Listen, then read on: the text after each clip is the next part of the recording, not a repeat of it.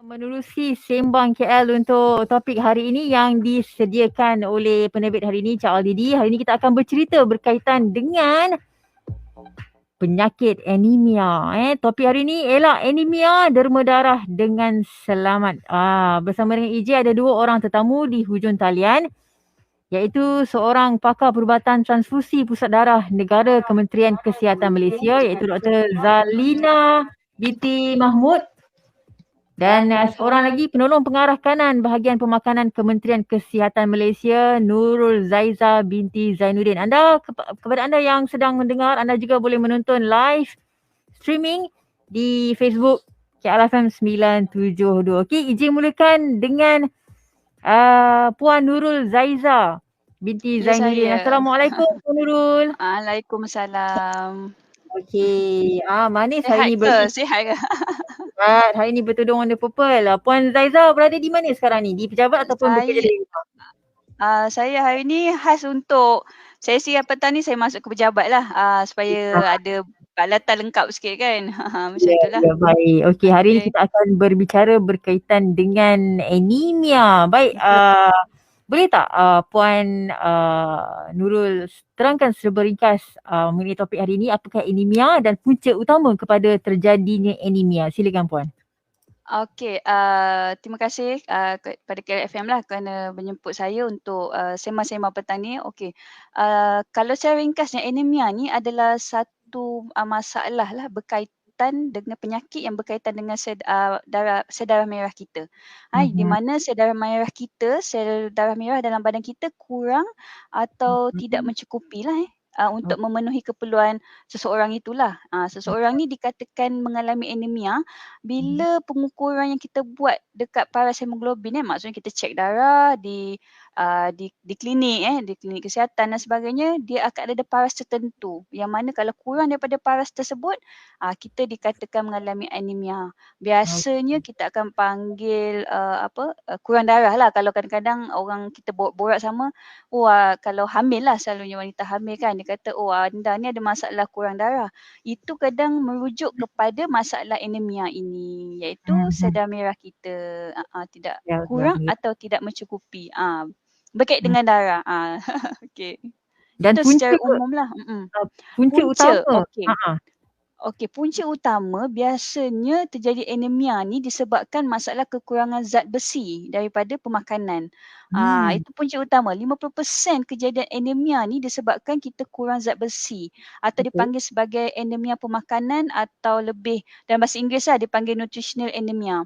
Selain zat besi, kadang-kadang anemia juga boleh jadi disebabkan kekurangan folate, vitamin B12, vitamin A.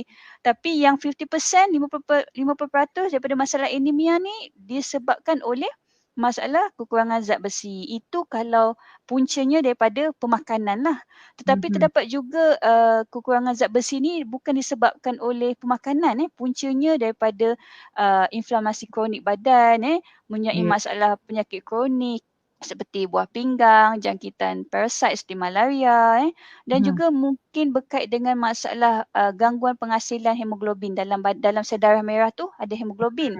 Zat besi tu dia duduk kat hemoglobin tu. Jadi kalau penghasilan hemoglobin tu terganggu juga mungkin menyebabkan anemia. Juga kalau ada masalah genetik lah seperti yang berkaitan darah seperti thalassemia ataupun sel sabit sel darah merah sel sabit. Itu antara punca lain. Cuma basically 50% memang berkait dengan pemakanan iaitu kekurangan zat besi. Itulah secara punca betul. Baik, itu secara ringkas berkaitan dengan anemia dan punca kepada terjadinya anemia.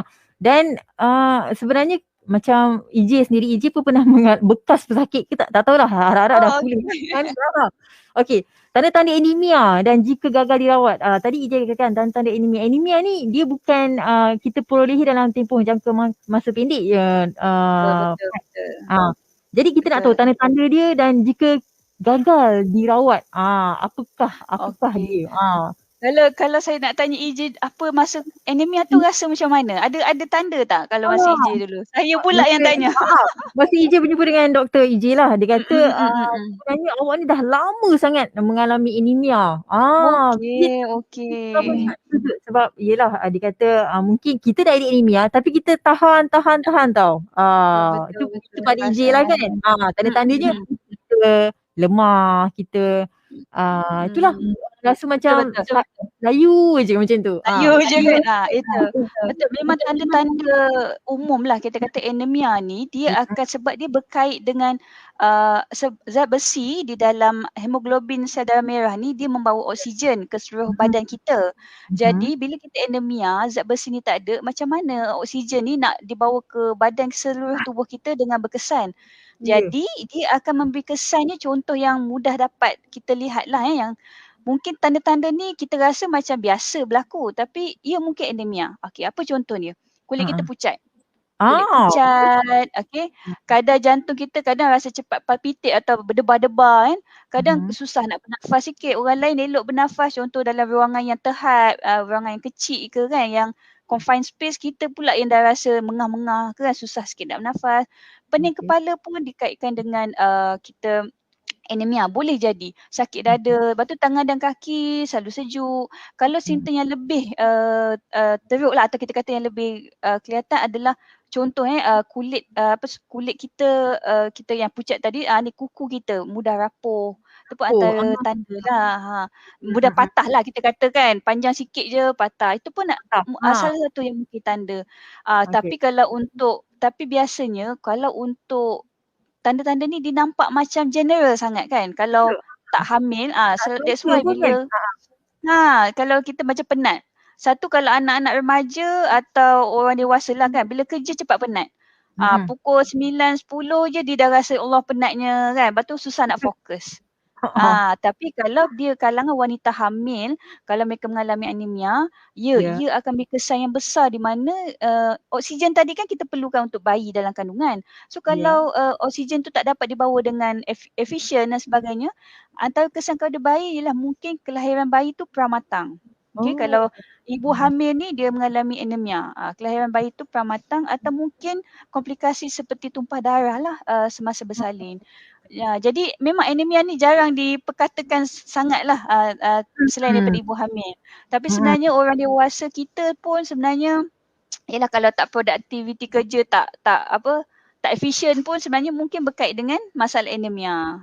Itulah Ya. dia. Okey. Jadi berkaitan dengan rawatan tadi, kalau ia tidak dirawat, adakah ia boleh mendatangkan lebih implikasi yang lebih Kesan teruk lain. pada Macam seperti saya katalah kalau dia anemia di kalangan wanita hamil, kalau dia tak dirawat, itu akan berkesan kepada anak dia lah. Anak dan kandungan atau komplikasi. Kalau orang awam dewasa? atau orang dewasa, lelaki dan sebagainya, dia akan memberi kesan ni contohnya lah kalau macam susah bernafas dan sebagainya ni, mungkin dia akan mengalami lebih teruk lah dengan apa yang sedia ada tu.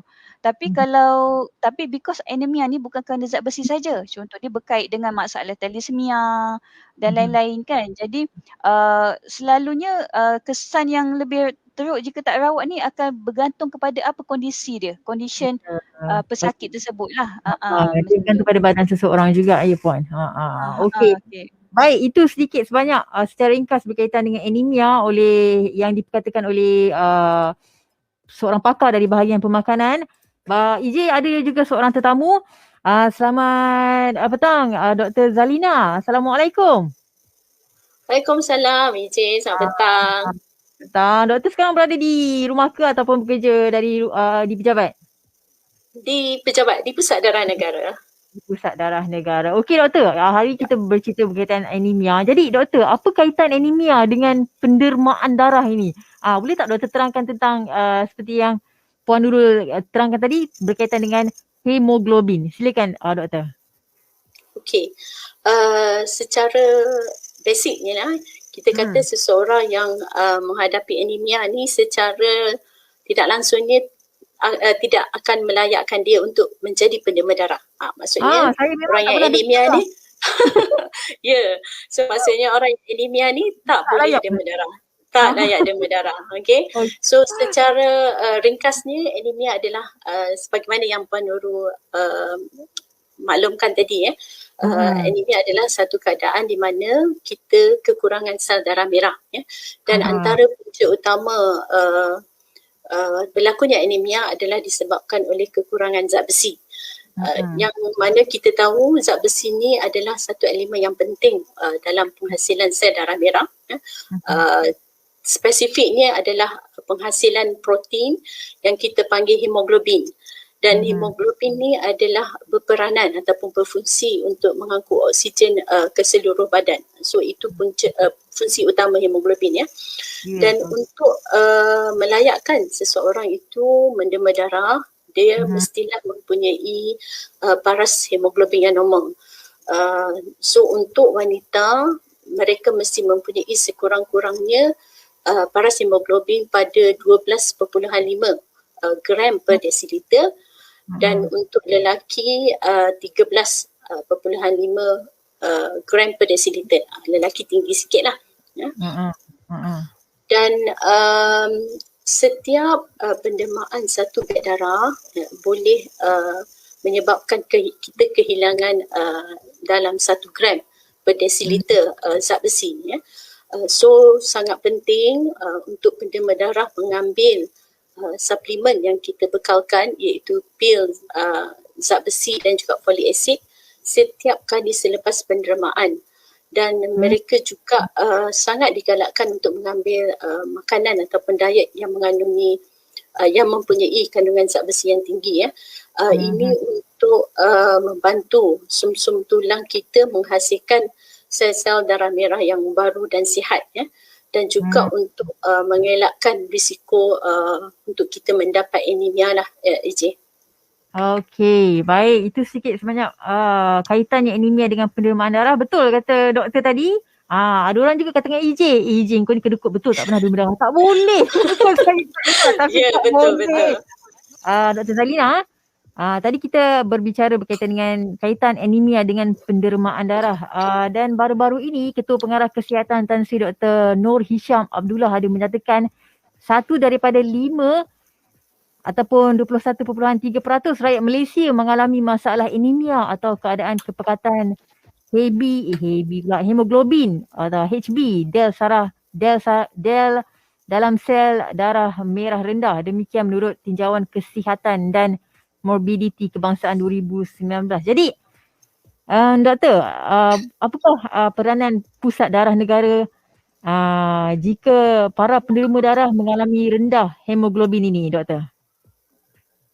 Okey, so menentukan tahap hemoglobin pendema ataupun bakal pendema darah ini merupakan salah satu ujian saringan yang kita lakukan sebelum kita membenarkan seseorang itu untuk mendema darah So sebagaimana yang saya maklumkan di awal tadi, kita ada paras tertentu yang akan melayakkan seseorang itu untuk mendema darah.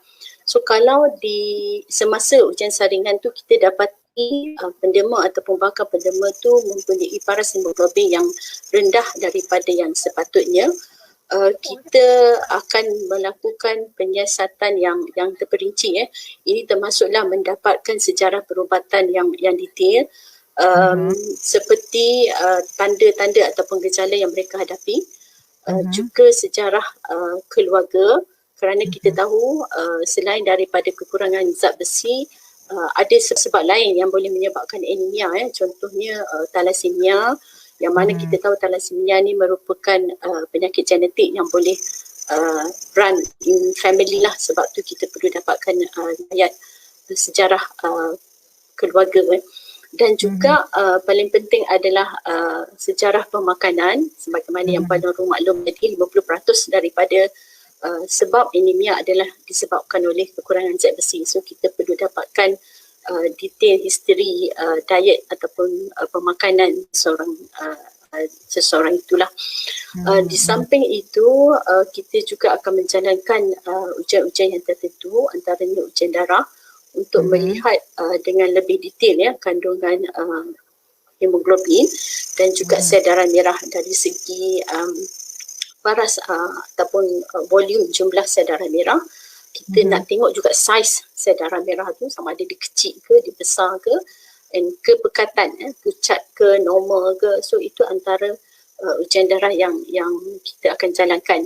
Di samping ujian untuk melihat kandungan zat besi di dalam darah itu sendiri. So ini akan menentukan punca seseorang itu mendapat anemia. Memandangkan Pusat Darah Negara adalah lebih memfokuskan kepada pendermaan darah. So pendema darah dan juga bakal-bakal pendema darah yang kami dapati mempunyai paras hemoglobin yang rendah ataupun anemia ni, kita akan terus rujuk kepada klinik-klinik kesihatan dan hospital-hospital yang berdekatan untuk ujian dan perawatan lanjut lah. Sebab Pusat Darah Negara tak deal dengan patient ya, kita deal dengan pendema darah yang sihat. So dos yang kita dapati anemia tu kita akan refer ke klinik kesihatan dan juga hospital yang berdekatan dengan pendema lah. Baik. Itu adalah langkah pertama, langkah awal yang dilakukan oleh Pusat Darah Negara. Akan terus dibawa ke pusat kesihatan. Jadi Puan Zaiza, kita nak tahulah bagaimana rawatan awal bagi mencegah anemia supaya ia tidak menjadi lebih teruk, Puan Zaiza. Okey, sebenarnya kalau anemia ni pendekatan daripada pemakanan untuk mencegah anemia melalui pemakanan ni memang berkait rapat dengan pengambilan makanan kita seharian lah. Iaitu ada tak makanan kita mengikut konsep suku-suku separuh, cukup tak makanan kita tu diisikan dengan kumpulan sumber protein yang kita tahu mempunyai banyak kandungan zat besi lah. Contohnya daging, hati ataupun ayam sendiri dan juga jenis-jenis ikan tertentu. So selain daripada pengambilan makanan daripada sumber protein ini juga ada tak sayur-sayuran dan buah-buahan lah to complement makanan protein tadi. Jadi yang paling mudah sebenarnya kaedah awal untuk mencegah adalah makanlah mengikut konsep pinggan sihat Malaysia tu suku-suku separuh. Because bila kita dah makan macam tu, insya-Allah kita dah cover dah nutrients yang terbaik yang kita perlukan. Namun dalam masa yang sama bukan sahaja kita kena ambil makanan berkhasiat ni, tapi tengok juga pengambilan makanan-makanan atau minuman yang tinggi kafein lah. Contoh kopi, teh. Memang tak dinafikan kopi, teh, minuman berkarbonat dia mempunyai kafein dan tannin. Kandungan ini dia menghalang penyerapan zat besi dalam tubuh badan. So even kalau kita makan sayur, buah ke dan sebagainya, tapi pengambilan kopi, teh kita semua setiap hari tu banyak, dia akan menyebabkan zat-zat dari makanan ni terutamanya zat besi tak boleh masuk dalam tubuh badan. Dia tak diserap dan tak dapat digunakan. Jadi ini akan boleh menyebabkan anemia tu tadi. So ini adalah langkah awal sebenarnya kita kena fahamlah iaitu pengambilan kopi, teh dan minuman berkarbonat ni dia duduk satu kumpulan, iaitu kumpulan berkafein dan tannin. Jadi contoh wanita untuk wanita tidak hamil satu hari kafein kita perlu tak boleh lebih 300 mg sehari. Itu yang disarankan. Okey, jadi satu cawan kopi yang kopi brewed coffee biasalah lebih kurang dalam 90 ke 100 dah dalam satu kopi tu. Jadi bayangkan kalau kita ambil and then kita makan minum bersama dengan nasi kita makan tengah hari. Tu dah makan sihat dah, sayur, buah semua ada, minum kopi. Jadi dia dah menghalang penyerapan zat besi tu. Jadi macam mana kita nak sihat atau nak mencegah? Mungkin kalau sebelum ni kita okey, zat besi kita okey, tapi bila kita ambil kopi, teh banyak menyebabkan kuranglah zat besi dalam badan dan menyebabkan anemia. Tapi of course ini adalah anemia kerana pemakanan lah. Tapi kalau anemia disebabkan oleh genetik, thalassemia dan sebagainya, dia akan ada rawatan yang lebih lanjut lah. Mungkin kalau satu tahap macam thalassemia perlu ada transfusi darah dan sebagainya. Jadi itulah dia dulu yang perlu dimaklumkan untuk tentang bagaimana nak mencegah ni. Jadi mendengar Puan Zaiza bercerita mengenai kafein tu, saya macam nak menangis Puan. Sebab saya bukan setakat secawan kopi sehari tapi bercawan-cawan. Gitu. Jadi kepada anda penggemar ataupun peminum kopi tegar, kita kena inilah sekat-sekat lah. Tapi Puan Zaiza, mereka yang mengalami anemia ni selalunya dia tidak mengalami kegemukan. Badan dia slim-slim je, betul tak? Kalau daripada yang saya jumpa ada je sebab ni berkait juga dengan pengambilan makanan-makanan lain lah macam tu. Tapi ada juga saya jumpa yang mereka mengalami masalah lebih berat badan atau obes tapi juga mengalami anemia. Okey. Kerana dia tak cukup zat. Dia Besi. badan dia penuh dengan kalori, tenaga lah kita panggil dia. Tapi protein dia tak ambil. Dia banyak makan makanan manis-manis, makanan terproses, kalori banyak. So berat badan naik. Tapi protein dia tak ambil contoh. Kopi dia ambil banyak, gula tinggi pun boleh jadi. Okey. Jadi apa saranan Puan Zaiza untuk pesakit anemia ini untuk mendapatkan akses makanan yang berkhasiat? Selain daripada mengurangkan kopi ataupun teh untuk menjaga status pemakanan kesihatan terutama di waktu-waktu musim pandemik ni yang banyak mereka duduk di rumah dan tidak berbuat apa-apa. Bagaimana? Okey, Apa saranan? betul-betul. Dia yang pertama saya rasa kita kena ada awareness lah di mana apa yang kita makan setiap hari dia boleh memberi kesan, impact kepada zat yang masuk dalam badan kita. Macam yang tadi saya maklumkanlah kafein dan sebagainya. Yang keduanya adalah ambil kena makanan setiap hari adalah makanan yang kaya dengan zat besi. So kalau saya nak highlightkan tu banyaklah tapi yang macam saya katalah daging, ikan pun kena pilih ikan yang kalau kita tengok dia ada line hitam sikit dekat badan dia. Ikan kembung, ikan cencaru, ikan tongkol, kerang, lala. So kita kena ada dalam diet kita atau makanan kita bagi orang yang ada anemia. Sayur-sayuran pun kita tak boleh tinggal lah.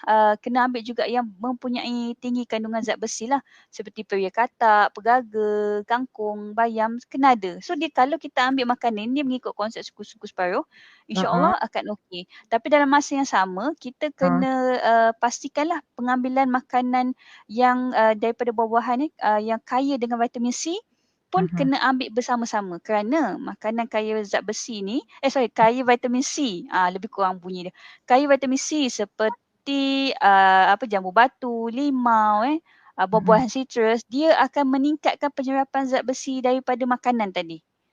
Tu dia ada seni dia lah tu. Maksudnya bila kita makan tengah hari ada daging dan sebagainya, kalau boleh ikan, saya bagi contoh lah, ikan cencaru bakar kan. Kita perah lah, kita ada sambal yang perah asam limau contoh. Asam limau tu dia akan meningkatkan penyerapan zat besi daripada ikan cencaru. Kemudian kalau kata akses makanan yang berkhasiat lagi macam kekacang contoh kekacang lembut lah, kacang kuda, kacang dal, kacang merah. Kumpulan-kumpulan ini mengandungi nutrien yang tinggi yang kaya dengan nutrien lah termasuk zat besi. Jadi pengambilan dia tak perlu banyak kerana segenggam sekali makan pun dah zat besi tu dah banyak dapat dalam badan. So ini juga baik untuk mencegah lah masalah anemia sekiranya anemia pemakanan inilah. Baik, itu ringkas berkaitan dengan makanan yang perlu anda ambil jika anda mengalami anemia. Zalina binti Mahmud, seorang pakar perubatan transfusi pusat darah negara Kementerian Kesihatan Malaysia. Sudah berapa lama Datuk pula doktor bertugas Amin. di pusat darah negara, doktor? Saya ni keluar masuk pusat darah negara sebenarnya. First saya berkhidmat di pusat darah negara pada tahun 2000. Sehingga 2007 dan saya keluar buat master dan balik semula ke pusat darah 2011. Sudah banyak tahun dah sebenarnya. Ya. Kok lah masih mulut saya tadi dikurniakan pakai datuk kan. Okey, baik. Soalan terakhir saya lah untuk mereka yang mengalami hemoglobin rendah dalam darah ini, macam mana untuk meningkatkan kadar hemoglobin dalam darah ni, doktor? Seperti yang saya maklumkan tadi, kepada yang mendema darah so pastikan untuk mengambil suplemen yang kami bekalkan iaitu pil zat besi dan juga folic acid setiap kali selepas mendema darah untuk membantu sumsum tulang menghasilkan sel-sel darah merah yang baru dan juga sihat. Di samping mengamalkan pemakanan yang seimbang macam Panuru dah elaborate panjang tadi apa makanan yang mengandungi kandungan zat besi yang tinggi. So selain daripada suplemen, pengambilan diet yang mengandungi zat besi yang tinggi juga akan membantu seseorang daripada mendapat anemia lah. Itu yang utamalah. Selain dari kalau contohnya anemia tu bukan disebabkan oleh pemakanan, sebagai contoh thalassemia ke apa tadi tu, dia ada rawatan khusus. Tapi bila dah ada penyakit tu, dia tak layak pula untuk minum darah. So kita bercakap mengenai kekurangan zat besi. Bila kekurangan zat besi ni, bila dah topak, hemoglobin dah normal balik dan dia boleh kembali minum darah. Darah. Okey, dan yang terakhir, apakah saranan doktor sendiri untuk para pendengar yang belum pernah menderma darah dan tidak mengetahui kriteria untuk menderma darah? Mungkin kat mana mereka boleh peroleh maklumat dan sebagainya? Okey, secara puratanya kami memerlukan lebih kurang 2,000 beg darah sehari ya Ijin, untuk keperluan seluruh negara.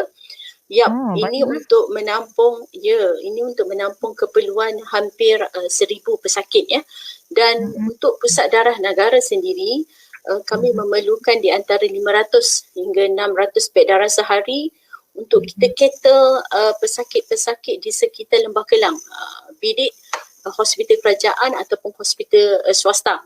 So dan kita tahu darah ni kita tak boleh sehingga hari ini tiada bahan sintetik yang boleh menggantikan produk darah. Maksudnya dia tak boleh dikilangkan. So kita bergantung 100% kepada pendermaan secara sukarela ya. Antara kriteria yang perlu dipenuhi sebelum seseorang itu dibenarkan menderma darah adalah, satu, mesti sihat tubuh badan ya, tidak mempunyai sebarang penyakit, tidak mengambil ubat-ubatan ya. Dari segi umur di antara 18 hingga 60 tahun. Tetapi untuk remaja yang berumur 17 tahun, mereka boleh menderma darah dengan syarat ada kebenaran bertulis daripada penjaga ya. Dan untuk dos yang berumur above 60, sebab pendermaan kita benarkan sehingga 70 tahun, tapi yang berumur atas 60 tu perlu ada medical check up lah, kena buktikan pemeriksaan kesihatan lah. Okay, selain tu berat badan at least 45 kg ke atas. Sebab berat badan ni akan menentukan berapa jumlah pendermaan lah, sama ada kita ada dua volume lah basically ya, 350 dan 450 bergantung kepada berat badan. Tidur yang cukup sehari sebelum pendermaan darah, dah makan sebelum datang derma darah, dan yang paling penting kita bebas daripada kegiatan ataupun aktiviti yang berisiko tinggi. Contohnya bertukar-tukar pasangan seks, homoseksual ke, ataupun mengambil darah secara suntikan. So ini untuk memastikan darah yang didermakan adalah selamat ya. Sebab kita nak bagi darah ni untuk pesakit ya. So kita nak pastikan darah yang kita bagi pada pesakit itu selamat lah. Dan untuk musim pandemik COVID-19 ni, antara kriteria yang kita tambah di dalam kriteria yang general tadi adalah sesiapa yang telah dijangkiti COVID-19 ya, dia memang tak boleh derma sehingga 14 hari selepas sembuh. Begitu juga dengan mereka yang bergejala ataupun mempunyai kontak rapat pun 14 hari daripada tempoh last kontak rapat tersebutlah. Untuk mereka yang mengambil vaksin pula, jangan risau, ambil vaksin boleh derma darah selepas 7 hari daripada tarikh vaksin tu diambil. Baik. Okey. Ya Ijin. So saya menyeru semua yang layak untuk tampil menderma darah di pusat-pusat pendermaan darah statik di Pusat Darah Negara sendiri. Kita juga ada pusat pendermaan Bini Valley dan juga Puspanita Putrajaya, di samping kempen-kempen derma darah bergerak yang kami adakan setiap hari ya. So untuk maklumat lanjut boleh layari Facebook Pusat Darah Negara, Kementerian Kesihatan Malaysia. Itu saja. Terima kasih doktor. Dan untuk yang soalan terakhir saya kepada Puan Nurul Zaiza. Macam EJ sendiri, EJ dah 2 kali masuk hospital sebab anemia ni tau Puan Zaiza. Jadi Okay. dah ada dah tahu dah ubat-ubat apa yang perlu EJ makan, suplemen apa. Tapi mereka tak tahu ni, selain daripada sumber makanan seperti yang Puan Zaiza katakan tadi, apakah jenis ubat-ubat atau makanan tambahan yang boleh diambil? Boleh Puan Zaiza terangkan secara ringkas. Silakan Puan Zaiza. Okey, saya sebagai nutritionist memang kita akan approach kita is daripada pemakanan lah. Dan biasanya kalau ikut prosedur biasa di klinik kesihatan kita sama ada ibu-ibu atau yang semaklum saya lah, dia akan menerima kita panggil hematinik, iaitu ferrous fumarate pil zat besi untuk tambah zat besi lah dalam badan dia. Dan suplemen ini ada dalam pelbagai bentuk suplemen iron punya tablet ni ada berbagai jenama di pasaran. Jadi biasanya akan diberi berdasarkan compliance atau penerimaan tubuh badan lah. Setengah orang ni bila dia makan jenis-jenis suplemen zat besi tertentu, dia akan rasa sembelit ke dan rasa Betul. tak selesa dan sebagainya kan. Jadi kita kena dia akan perlu ada kita ada pelbagai jenis. Jadi biasanya di farmasi pun ada di available di farmasi lah juga. Jadi kadang-kadang kita kena try to cari yang mana lebih sesuai dengan tubuh kita. Tapi still EJ, kita masih lagi mengharapkan supaya even though kita dah ambil suplemen ataupun rawatan, pemakanan tak dapat tidak itu adalah the basic utama. Kalau kita ambil daripada rawatan ataupun daripada ubat ke suplemen tapi makan kita tak jaga, dia masih akan tak cukup untuk push factor untuk meningkatkan zat besi dalam tubuh badan kita, terutamanya macam itulah makanan yang menyebabkan penyerapan zat besi terganggu. Macam saya kata tadi lah, teh, kopi atau minum kombinat dan juga susu sebaik-baiknya jauhkan daripada makanan makanan utama atau masa kita ambil pil atau suplemen. Macam susu ni dia ada kalsium walaupun dia baik untuk tubuh badan, tapi sebaik-baiknya kalau orang yang ada anemia jauhkan sedikit daripada waktu makan. So maksudnya kalau tengah hari jangan ambil susu lah, ambil petang ke minum petang atau minum pagi. Sama juga teh kopi. So kalau dah ambil teh kopi biarlah minum petang ke atau minum pagi. Jangan sewaktu makan utama sebab kita khawatir dia akan tak serap lah. Itu saja. Baik, itu saja. Baik, terima kasih banyak-banyak kepada dua tetamu kita hari ini, Dr. Zalina binti Mahmud dan juga Puan Nurul Zaiza binti Zainuddin. InsyaAllah jika ada masa kita akan bersama lagi. Puan, terima kasih banyak-banyak. Baik. Okay. Assalamualaikum. Terima kasih DJ. Waalaikumsalam. Kepada anda juga terima kasih banyak-banyak kerana terus bersama dengan EJ dengarkan topik hari ini ialah anemia derma darah dengan selamat yang diterbitkan oleh Cik Aldi. Jadi